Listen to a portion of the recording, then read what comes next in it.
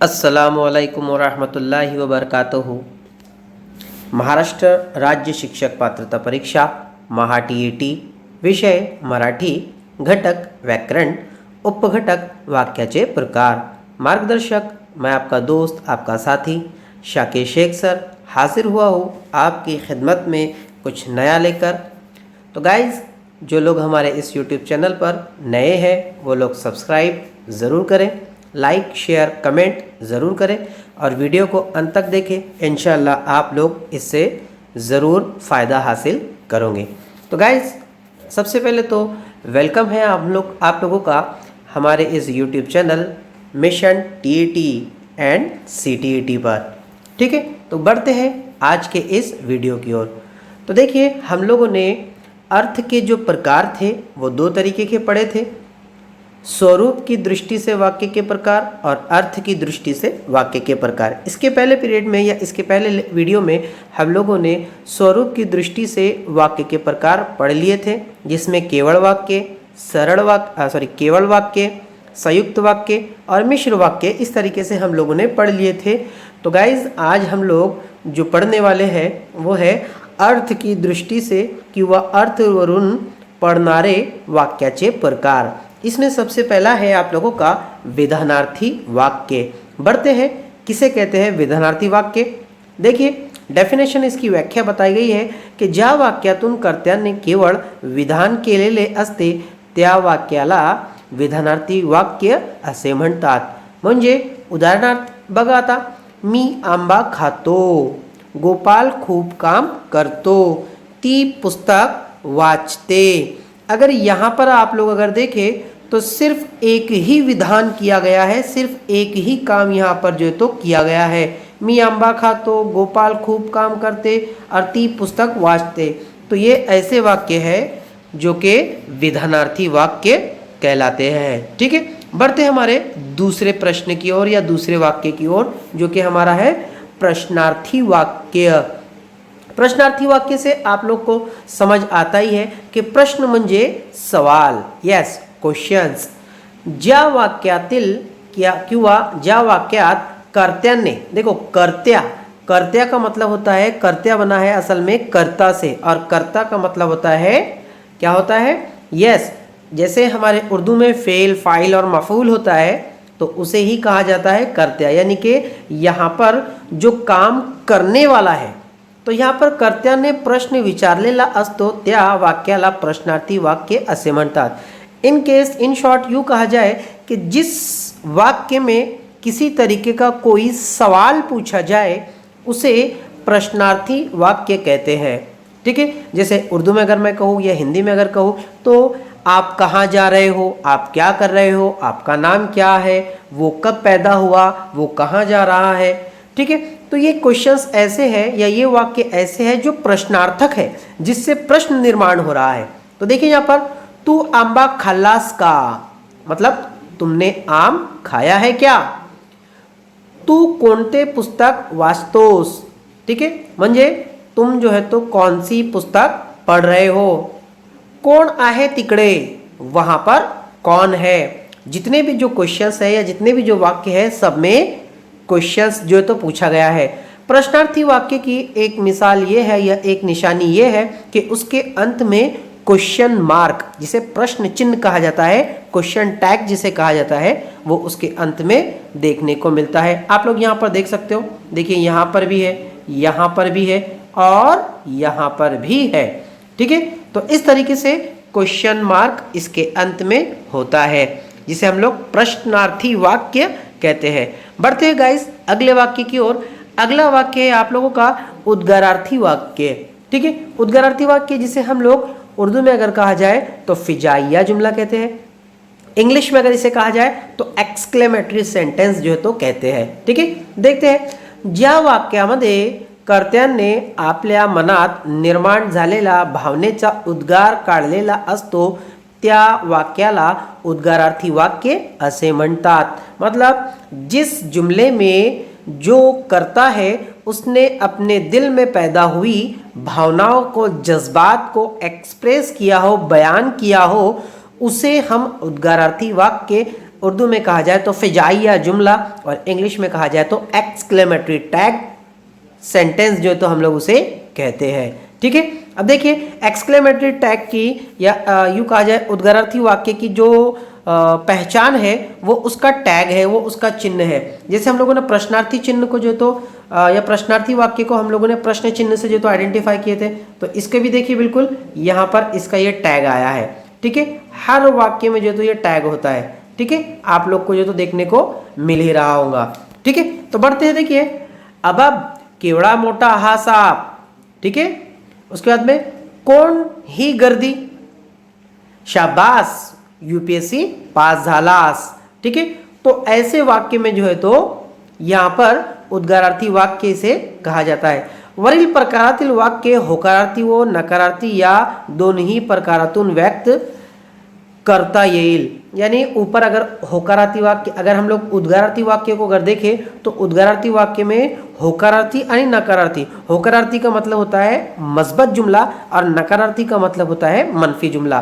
तो उद्गारार्थी वाक्य जो होता है तो ये सबसे पहले तो उद्गारार्थी वाक्य तो होता ही है, लेकिन ये जुमला या तो मस्बत जुमले में होता है या तो मनफी जुमले में होता है।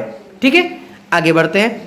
नेक्स्ट है हम लोगों का जिसे हम लोग होकारार्थी वाक्य कहते हैं। देखो ज्या वाक्यामध्ये होकार दर्शविला जातो त्यास होकारार्थी वाक्य किंवा कर्णारूपी वाक्य म्हणतात। बरोबर, यानी जिसमें किसी चीज को मस्बत जुमला है, जिसमें हम लोग कोई मस्बत चीज बताई गई हो उसे होकारार्थी वाक्य जो तो कहा जाता है। किसी चीज में इसको जो तो नेगेटिव नहीं बताया जाता है। देखो मला अभ्यास करायला आवडते, कबूल किया गया है, एक बात को जो तो एक्सेप्ट किया गया है।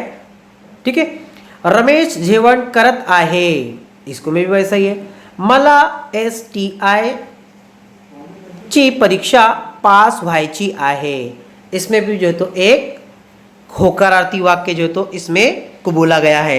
बढ़ते हैं नेक्स्ट वाक्य की ओर, वो है आप लोग का नकारार्थी वाक्य। नकारार्थी वाक्य मतलब जिसमें किसी तरीके की कोई नेगेटिविटी, जिसमें हम लोग आम फहम ज़बान में अगर हम लोग इसको कहें तो नेगेटिव सेंटेंस है, मनफी जुमला है। डेफिनेशन देख लेते हैं। ज्या वाक्यामधून नकार दर्शविला जातो त्यास नकारार्थी वाक्य असे म्हणतात।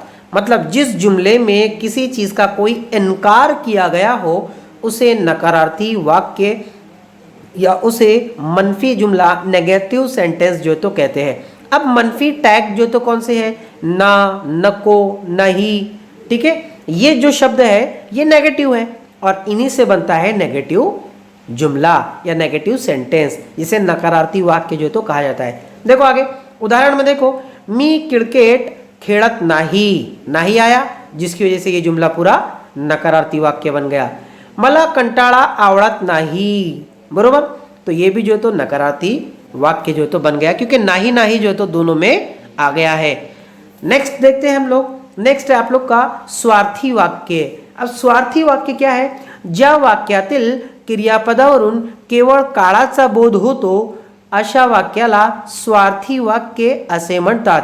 यानी जिस जुमले से हमें सिर्फ काल का, काल अगर आप लोगों ने देखे होंगे तो मैंने काल के ऊपर भी वीडियो बनाया हो, प्लेलिस्ट में आप लोग को जो तो वो मिल जाएगा इंशाल्लाह, आप लोग वहां से उसको काल और काल के प्रकार को देख सकते हो। जाब्ते की मदद से बहुत अच्छे तरीके से समझाने की कोशिश किया हो तो आप लोग उसको वहां से देख सकते हो। तो खैर यहाँ पर हम लोग का स्वार्थी वाक्य, स्वार्थी वाक्य कहते हैं कि जिस वाक्य से हमको सिर्फ जमाने का पता चलता है कि काम कब हो रहा है, उसे हम लोग स्वार्थी वाक्य कहते हैं। जैसे उदाहरण में देखिए, मी चाह पीतो, ठीक है, ती चाह पीला, मी चाह पीनार। ठीक है, तो अगर हम लोग यहाँ पर जमाने की दृष्टि से अगर देखा जाए तो जिसके अंत में, या काल की दृष्टि से अगर देखा जाए तो जिसके अंत में ता, ती, ते, तो, त्या ये वाक्य या ये अक्षर आते हैं तो वो आप लोग का होता है सामान्य वर्तमान काल। और जिसके आखिर में ला, ली, ले, लो, ल्या आता है वो होता है आप लोग का सामान्य भूतकाल।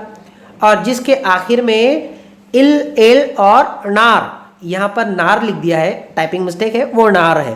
तो जिसके अंत में इल, एल और नार आता है वो सामान्य भविष्यकाल होता है। तो इन तीनों ही वाक्य से हमें जमाने का पता चल रहा है। चाय पी गई थी, चाय पी जा रही है और चाय पी जाएंगी।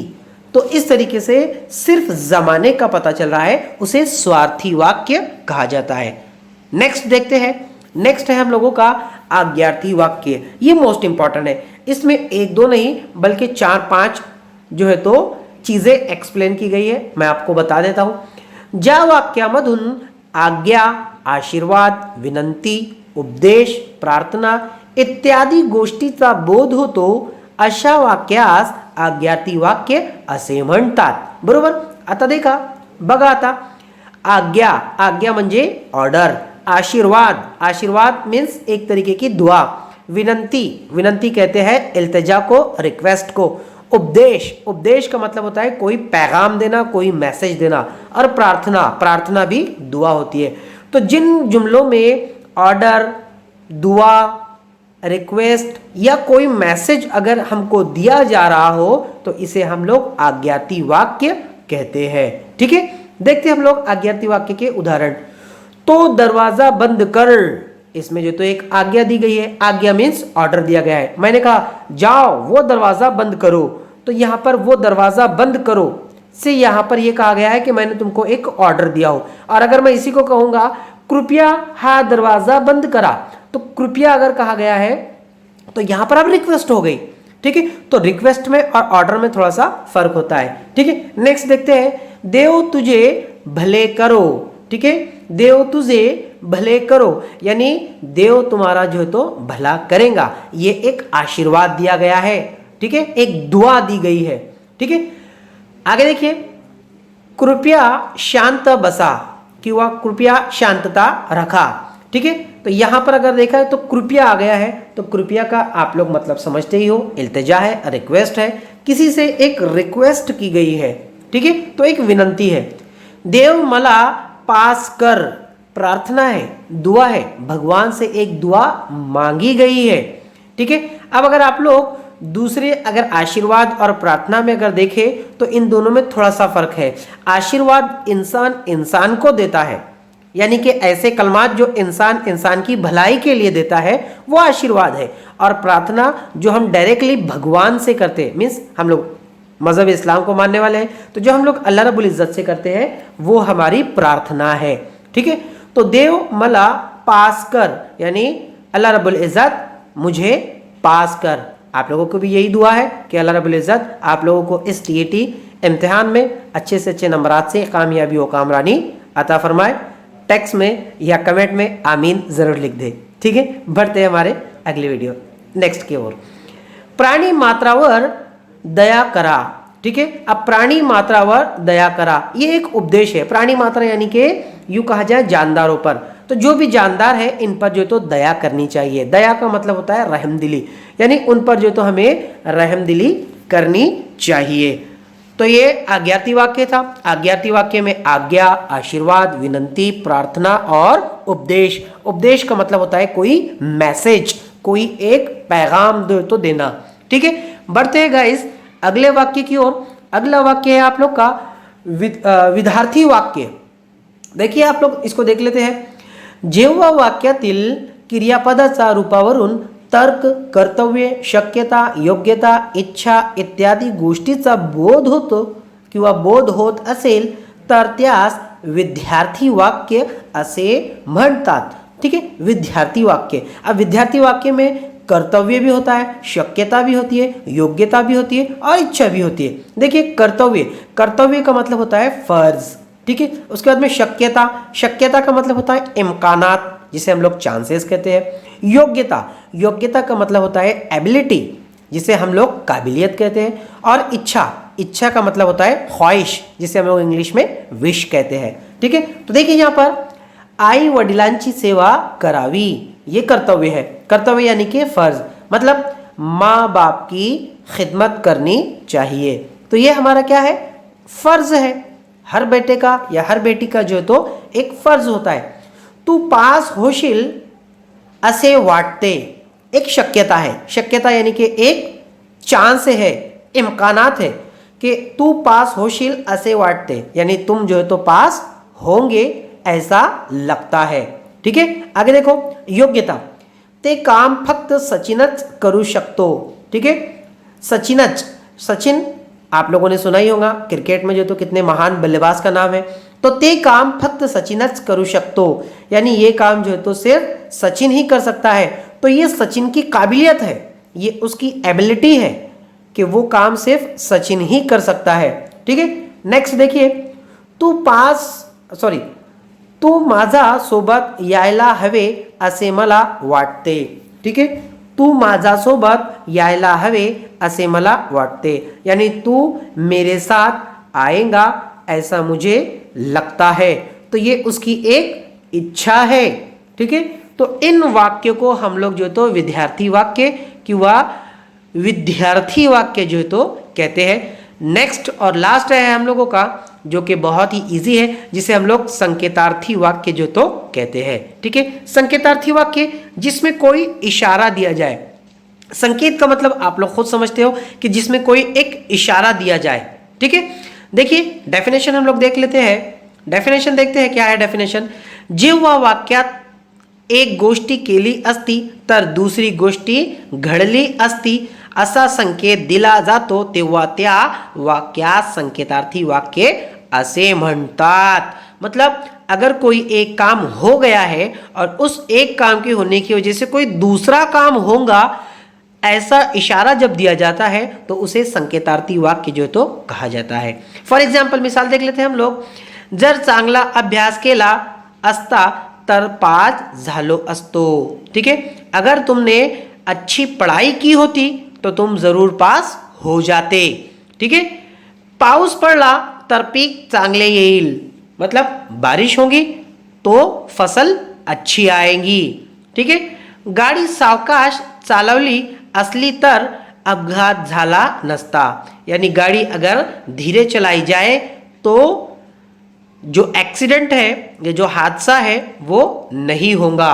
ठीक है, जर काळे ढग झाले असते तर जोरदार पाऊस झाला असता, अगर काले बादल उमड़ आते तो इसकी वजह से बारिश होती है। इस तरीके से ये जो तो संकेतार्थी वाक्य जो तो होते हैं कि जिससे एक काम होता है और एक काम की वजह से उसका जो परिणाम दूसरे काम पर होता है वो जो तो बताया जाता है। इसे संकेतार्थी वाक्य जो तो कहा जाता है। तो गाइस, उम्मीद यही करता हूं आपसे कि ये वीडियो आपको पसंद आया होगा। कमेंट बॉक्स में ये जरूर टाइप करके बताएं कि अगला वीडियो मैं कौन से टॉपिक पर बनाऊं। मिलते हैं अगले वीडियो में, तब तक के लिए अल्लाह हाफिज। आपका खादिम शाकिर शेख सर।